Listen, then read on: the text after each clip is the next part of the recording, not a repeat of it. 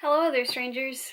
It's been raining for 3 days, and we need to talk about the Georgia governor's election. So last week was the midterm elections in the United States, and the Georgia governor's election has been getting a lot of national news coverage. And this is why. So to start with, for the Democrats, there's Stacey Abrams, and for the Republicans, there's Brian Kemp. Now, Brian Kemp is currently the Secretary of State, which has caused a lot of controversy, and there's a lot of issues that are getting attributed to the fact that he's Secretary of State that have nothing to do with what he does. So to start with, let's outline exactly what he does. So, according to Ballotpedia, his duties include supervising and monitoring elections and providing campaign finance disclosure. So, to be exact, that means his office coordinates and monitors all election activity, including voter registration, municipal, state, county, and federal elections, campaign finance disclosure for state and federal candidates and political action committees, or PACs you might have heard them called, and certification of election results. They are also responsible for certifying the qualification of candidates and the preparation of ballots and election forms and materials. You can see why that's worrying. Brian Kemp never stepped down from his office as Secretary of State during the entirety of his campaign. He was called out multiple times on national news, and yet he still defended keeping his position. And while remaining Secretary of State while he's campaigning isn't technically illegal, it's a pretty clear conflict of interest, if you're asking me. So there's been a lot of issues, but I'm going to try to stick to the highlights for time's sake. I'm trying to keep this under 10 minutes. We're going to see if that happens. In the 3 months leading up to the election, more than 85,000 voters were purged from voter rolls by the Secretary of State's office. During 2017, 668,000 voters were purged, according to the Atlanta Journal-Constitution. Through a lawsuit, activists found out that of 400,000 people who supposedly moved, about 340,000 had not. Furthermore, from 2012 to 2016, 1.5 million voters were purged from voter rolls, more than 10% of the voting population of Georgia. In comparison, 750,000 people were purged from voter rolls from 2008 to 2012, half as from 2012 to 2016. People can also be purged for being inactive voters, and the definition of this is you haven't voted in 4 elections or 8 years. If this happens, people are notified by mail that they will be removed from voter registration rolls if they don't respond by mail. But there are reports from the Associated Press, CNN, and the New York Times that found that people who did not fit this description had been purged from voter rolls for being an inactive voter. Oh, don't get me started on exact match. I'm going to try to keep this quick. Exact match is a law where if your registration does not exactly match state records, your registration will not be accepted. This could be anything from a dropped hyphen, a difference in capitalization, or even difficult to read handwriting on handwritten applications, which happens more often with poorer voters, which a lot of rural and minority communities are in Georgia. I have so many problems with this law. On October 9th, 2018, the Associated Press reported that 53,000 voter registrations were being held to be processed because they didn't fit the exact match. 70% of these registrations were from Black voters.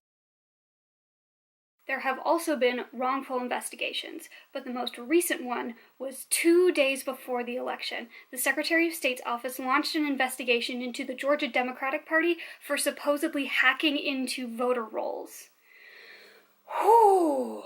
Neither Kemp's campaign nor the Secretary of State's office could provide evidence to corroborate these allegations. So, Democratic officials released the supposed emails that were going to hack the voter registration system, which were forwarded to a volunteer by someone not affiliated with the party who was flagging a potential data vulnerability. Oh, look at these receipts. These receipts from the Democratic Party that your allegations are absolute BS.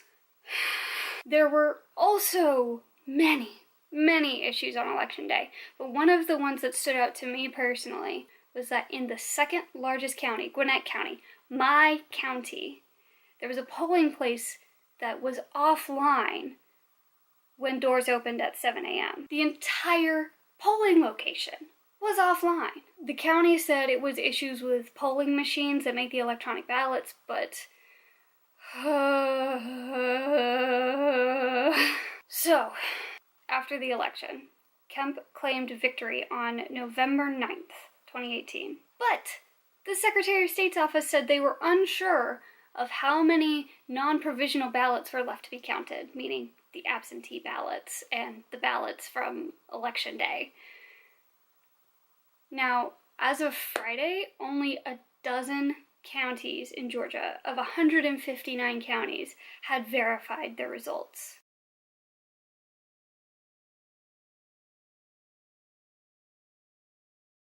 So there's an update. It came in about 4 o'clock yesterday, and I got to read it directly.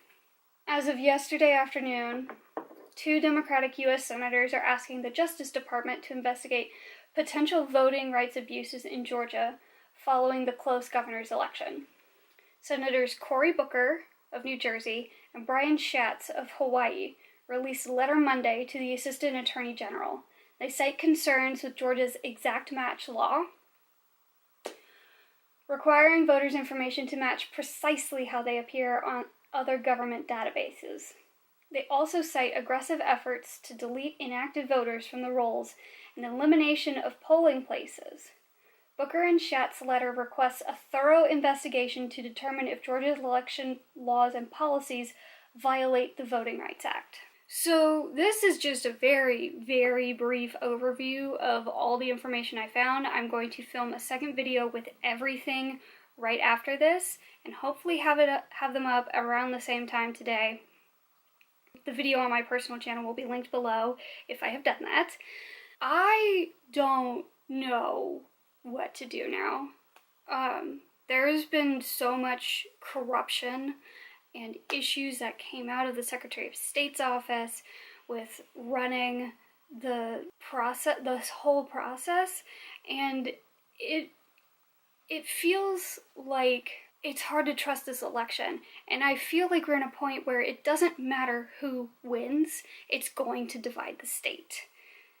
If Kemp wins, his time as governor will be marked by this idea that he cheated to win, that he used the Secretary of State's office that runs elections to win, and that's just not a good thing to have with your time as a governor of a state. In a time that's so divided, you want to bring people together.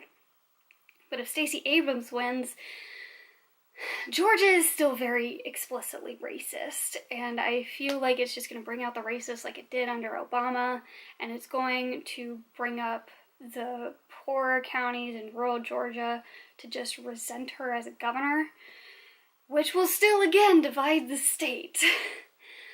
But my county went blue for the first time in years, if not decades.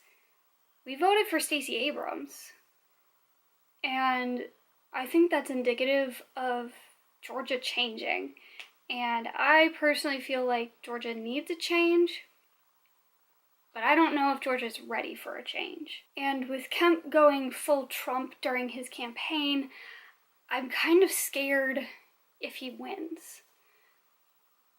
But I know if Stacey Abrams wins, it will create such a deep divide in places where we need to come together. I feel very conflicted, and I welcome you guys to check out the video on my personal channel. I welcome you guys to have a discussion in the comments below about what all is going on. It's a lot to process, and it's a lot to take in. I don't know. I honestly don't know how to end this video. DFTBA strangers.